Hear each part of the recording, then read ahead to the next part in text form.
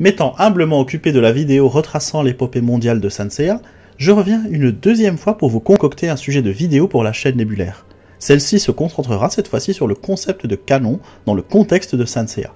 Déjà, qu'est-ce que le canon?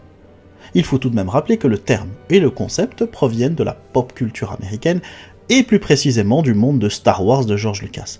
Il s'agit d'événements qui rentrent dans la continuité d'une histoire officielle. Pourquoi est-ce qu'on utilise ce concept dans le monde des œuvres japonaises dans ce cas?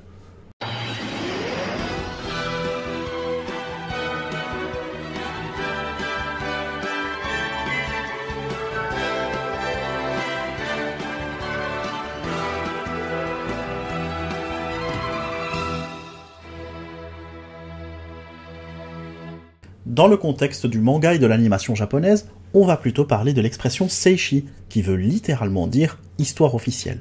Le concept japonais dispose d'ailleurs de quelques nuances par rapport à sa version américaine. Et pour plus de commodité, je vais rester tout le long de la vidéo sur le terme canon, qui parle tout de même à bien plus de monde. Du point de vue japonais, le canon relève de conditions très strictes. Tout d'abord, le mangaka originel doit en être l'auteur. Dans Saint Seiya, Masami Kurumada a écrit et dessiné le manga original et ses 28 tomes. Il est aussi l'auteur de la suite officielle Saint Seiya Next Dimension. On peut déjà dire que ces deux mangas sont parfaitement canons. Il reste également le triptyque Zero, Origin et Destiny, qui ont été insérés assez récemment par l'auteur lui-même. Pour qu'une œuvre soit canon, l'auteur peut également uniquement dresser l'histoire et déléguer le reste à un auteur tiers, ce qui est le cas par exemple pour Dragon Ball Super. Comme deuxième condition, le mangaka originel doit avoir désigné l'œuvre comme étant canon. Cette condition est assez spéciale dans le sens où le mangaka ne participe pas directement dans l'élaboration de l'œuvre, que ce soit dans l'écriture ou le dessin. L'exemple dans le cadre de Saint Seiya est l'épisode G. Aussi bizarre que cela puisse paraître, l'auteur, par souci probablement de promotion, a officiellement reconnu ce statut à ce qui était le premier spin-off de Saint Seiya. L'interview de Masami Kurumada dans le Champion Red de janvier 2003 est d'ailleurs assez révélateur. Saint Seiya épisode G arrive comme une véritable surprise. Pourquoi entamer maintenant l'épisode G? Ma réponse à ceci sera la même que celle que George Lucas a donnée quant à la production de son épisode 1 de Star Wars. L'environnement propice à la matérialisation de ce que j'imagine est tout simplement arrivé. Dans ce cas, tout est plié, l'épisode G est canon et on se pose plus de questions. En fait, pas tout à fait. Ce serait le cas si nous restions uniquement sur ces deux conditions. Mais une troisième découle et remet en perspective tout ceci. Il s'agit en fait d'une sous-condition à la deuxième. L'œuvre désignée comme canon ne doit pas ultérieurement être contredite par une autre œuvre canon du mangaka originel. L'épisode G a, au fil du temps et comme vous le savez, allègrement pris des libertés. Kurumada lui aussi contredit cette œuvre à plusieurs reprises, ce qui la relègue à présent au rang d'histoire non canon.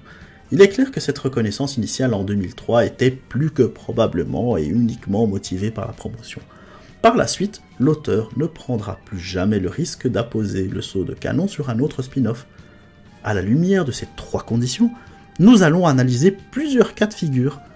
Tout d'abord, voici un schéma général et bien entendu non exhaustif sur ce qui gravite autour de la franchise. Nous allons aborder le cas des spin-offs, de l'adaptation animée, ainsi que des films et des databooks.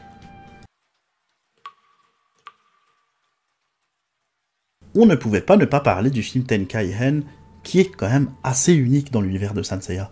L'auteur communique les lignes directrices du scénario et fait du film sa suite officielle. Il va même prendre la peine de dessiner une sorte de préquel en manga au sein du Super Jump. Quel est le problème dans ce cas? Les choses ne vont pas se passer comme prévu. Lors de la projection de l'avant-première, Kurumada, qui est assez surpris, désavoue ouvertement le film et lui retire son cachet de canon. Masashi Yamaguchi, manager de relations Kurumada Pro, va même apporter quelques explications supplémentaires. Comme la version finale de ce film était complètement différente de l'histoire qu'il avait proposée, le maître Kurumada en fut très déçu. La version finale du film Tenkaihen fut ainsi produite sans que le maître Kurumada n'ait la possibilité de valider les divers points du film. Et en fait, avant même que le film ne sorte officiellement, il n'était déjà plus canon.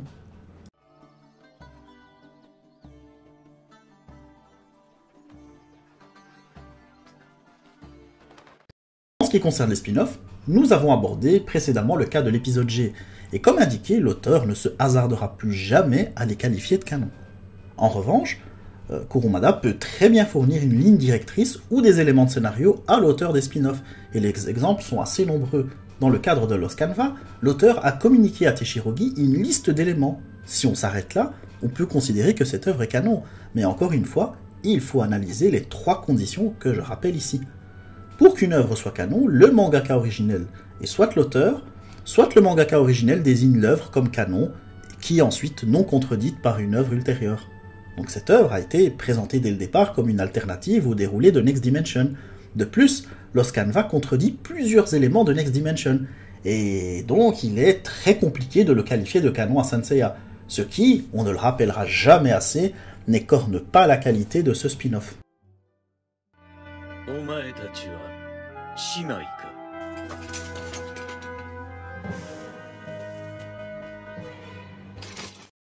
L'analyse de Santiago apporte aussi son lot de réflexion.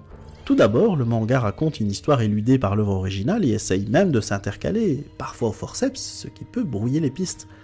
Or, Kurumada prend le soin de ne jamais préciser si cette histoire est canon, ce qui nous laisse dans le doute. J'aurais pu m'arrêter là pour lui contester sa canonicité, mais nous allons tout de même partir du principe que l'auteur le désigne tacitement, et ce pour pousser la réflexion un peu plus loin. Il faut bien avouer que certains éléments très importants sont contredits par l'auteur ultérieurement. Saint Seiya Origins, sorti durant la production de Santiago et incontestablement canon, raconte l'origine du mal de Saga. Nous sommes bien loin de l'explication donnée par Shumako Kohori au départ, même si elle retombera sur ses pattes vers la fin du manga et donc après la sortie de Saint Seiya Origins pour nous dire qu'Ares éteint les murs.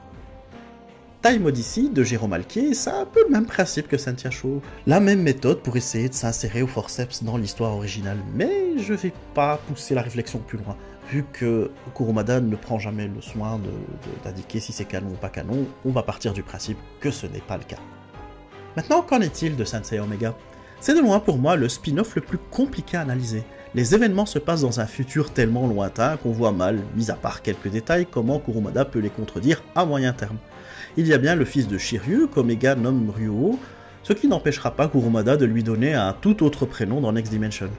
Autre élément plus important et intéressant, Shen est annoncé sans équivoque comme le prochain Gold Saint de la Vierge dans Next Dimension, alors que le Saint d'Andromède d'Omega garde son armure de bronze. Bref, Omega va bientôt devenir le Dragon Ball GT de cette œuvre.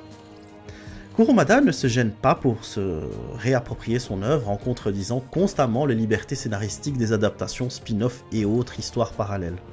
Maître Crystal est introduit par le staff de l'anime et en plus jouit d'une certaine popularité, Kurumada en écrit un autre. Le caractère design d'Artemis dans le film du Tenkai existe, il en réinvente un nouveau dans Next Dimension. De cette manière, il réaffirme son statut d'auteur et je vous avoue que l'analyse de cette vidéo s'en voit grandement facilitée.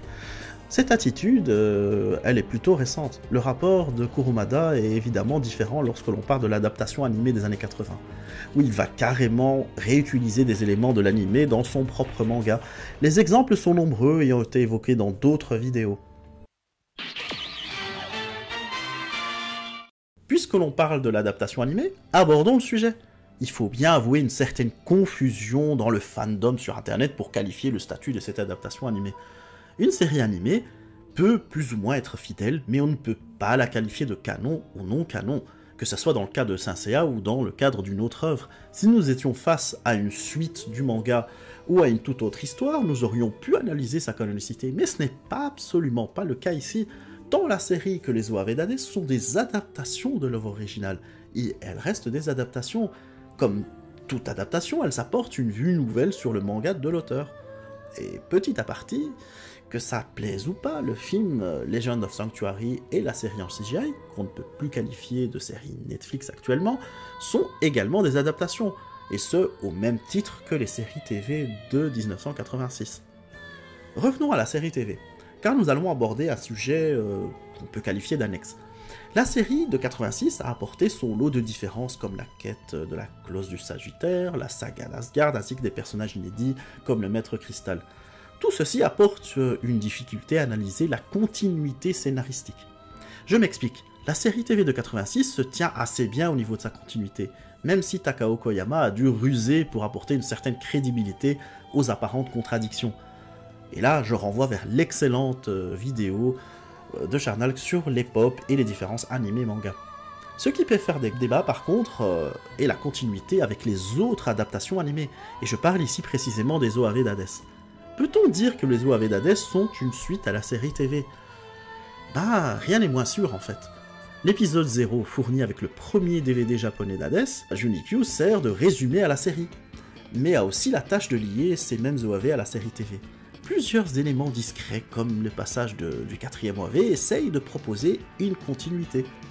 Maintenant, plusieurs éléments vont dans l'autre sens. Les décors sont radicalement différents de la série TV, Shingo Araki est revenu à un caractère design plus proche de celui du manga, voire Aiolia et surtout Death Mask, et Ares a semble-t-il été mis au placard. D'ailleurs, dès que Tomohiro Katsumata prend les rênes de la suite des OAV, c'est-à-dire le Meikai et Elysion, il apporte une toute nouvelle vision. Les résumés d'épisodes reviennent, comme dans la série TV, les flashbacks montrent les bronzes avec les armures de la série TV, tiens, et tout ceci pour nous montrer une certaine continuité avec la série d'origine. Par contre, la cohérence avec les OAV du Junikyu est largement mise à mal, comme s'il fallait montrer sans équivoque que l'époque de prise de liberté de Yamoshi est révolue. Plusieurs éléments montrent cette coupure scénaristique entre, d'un côté, le Junikyu-hen de Yamoshi et de l'autre côté, le Meikai-hen et Legion de Katsumata. Bien que les premiers OAV du Meikai présentent un événement se passant après l'OAV 13 du Junikyu, on constate assez vite l'absence de canon qui était censé suivre Doko aux enfers. Un épisode plus tard, Seiya rencontre Radamant sans que soit évoqué un combat titanesque qui ait lieu entre eux dans l'OAV 13, parce que bien entendu ça ne s'est jamais passé. Par la suite, Sylphide du Basilic fait référence à une scène qui n'a jamais existé dans les OAV du Junikyu. Valentine, Sylphide, Gordon et Queen n'ont jamais rencontré les bronzes dans les OAV du Junikyu, Radamant ayant joué le rôle de boss de fin pour l'occasion. Si pour ma part la continuité est toute relative entre la série TV et le Junikyu, il en est de même entre le Junikyu et le Meikai. En définitive, et c'est mon avis, chaque partie adapte à sa manière une partie du manga de Masami Kurumada. Il n'y a donc pas vraiment de continuité entre les diverses adaptations. Alors tu es belle, mon frère. Traditionnellement, et sauf exception, les films sont des dérivés des séries animées estampillées Toei des années 80 et 90. Ce sont des gaiden, en particulier ceux qui étaient diffusés au Toei Anime Fair. Le terme signifie d'ailleurs histoire parallèle. Dans le cadre de Saint Seiya, et quand bien même Kurumada ait dessiné certains character design, ces histoires ont lieu dans un univers parallèle à celle de la série TV. Certains de ces films sont d'ailleurs impossibles à placer dans la trame originale, et d'autres contredisent le manga et son adaptation animée. Le cas des 4 films est d'ailleurs très intéressant à souligner.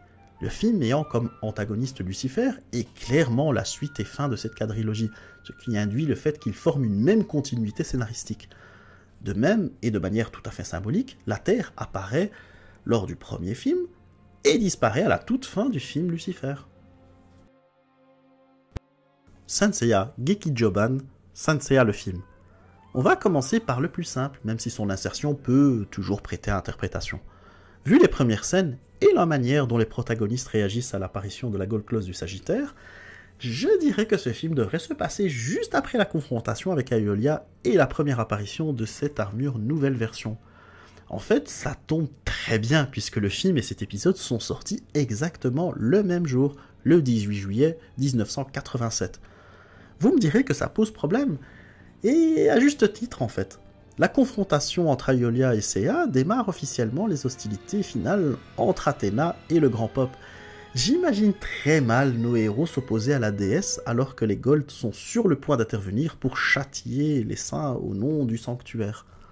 Kamigami no Atsuki Tatakai, l'ardente bataille des dieux. Ici, c'est encore plus simple que pour Eris. Ce film ne peut tout simplement pas exister sur le même plan que la saga Asgard de la série TV. Si l'un existe, l'autre ne le peut tout simplement pas. Et dans le même ordre d'idée, il ne peut pas s'insérer dans la série TV.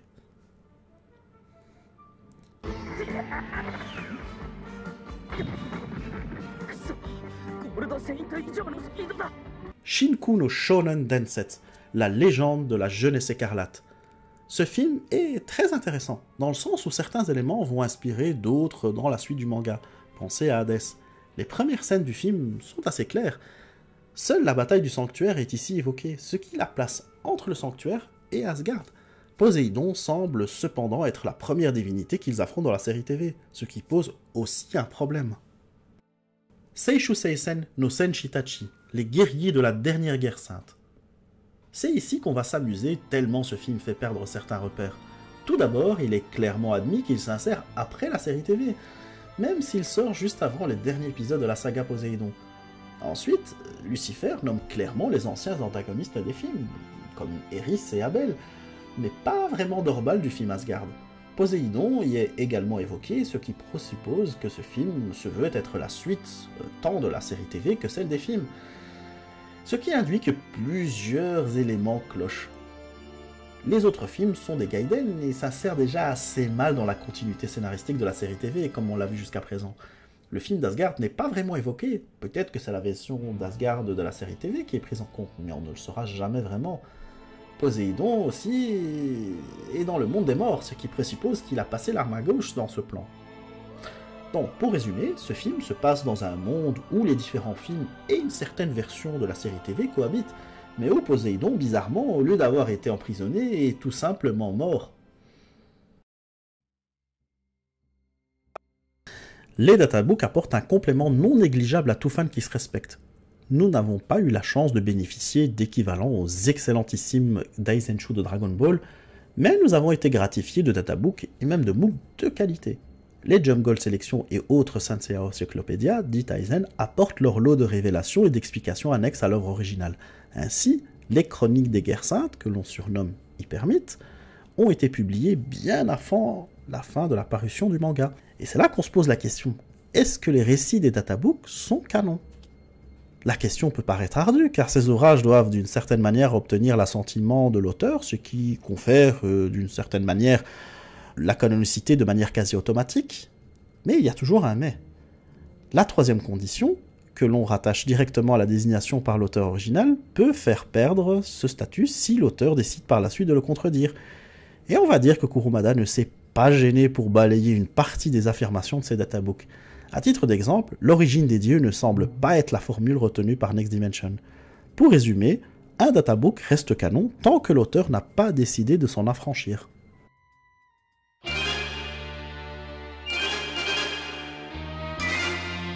Qu'arrive-t-il lorsque l'auteur se contredit lui-même? On va parler ici du retcon. Alors, qu'est-ce que le retcon? Un auteur peut, après avoir écrit une œuvre, redéfinir sa propre histoire ultérieurement. Pour rester simple, l'ancienne histoire est toujours canon. Dans Dragon Ball, Toriyama a décidé de retconner certains passages de son histoire lors des interviews données à l'occasion des éditions Dragon Ball Full Color. Boo n'est plus la création de Bibidi, et ce dernier n'est plus le père de Babidi. L'exemple le plus frappant dans Sanseiya a été apporté par Sanseiya Origin. Près de 30 ans après la fin du manga original, Kurumada a décidé d'expliquer certaines zones d'ombre dans ce chapitre spécial. La déesse Ker, sœur d'Hypnos et de Thanatos, a été introduite. À première vue, elle ne contredit pas frontalement l'œuvre originale. Par contre, pourquoi les spectres et même Pandore semblent ignorer son existence dans le manga d'origine? Pourquoi n'intervient-elle pas contre les bronzes à Élysion?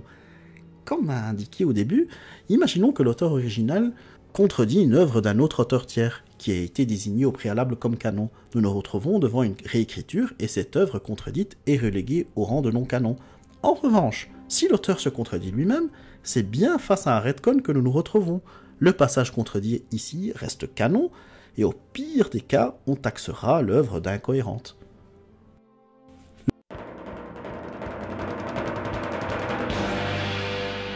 Lorsque j'ai écrit cette vidéo, je ne pouvais pas passer à côté de la vision du canon par les fans. Malheureusement, l'étiquette canon est souvent synonyme de qualité pour nombre de fans, et ce, quelle que soit l'œuvre finalement. Ce qui n'est pas canon, par contre, va être déprécié, car pas vraiment officiel. Qui n'a jamais entendu parler sur les forums ou ailleurs du fait que lorsqu'une œuvre n'est pas canon, on ne doit pas en tenir compte, et même qu'elle est tout simplement mauvaise. Cette vision est extrêmement réductrice et ne fait pas justice à un nombre de productions de qualité. La conséquence de cette vision va par exemple être la tentation de faire passer certaines de ces œuvres fétiches comme canon. Et là, je pense très fort à Broly, mais aussi à Los Canva dans le cadre de Sanseiya. Je ne le répéterai jamais assez, mais qu'importe cette étiquette de canon, une histoire qui ne l'est pas peut parfois sublimer l'œuvre originale, et parfois même la surpasser sur certains aspects.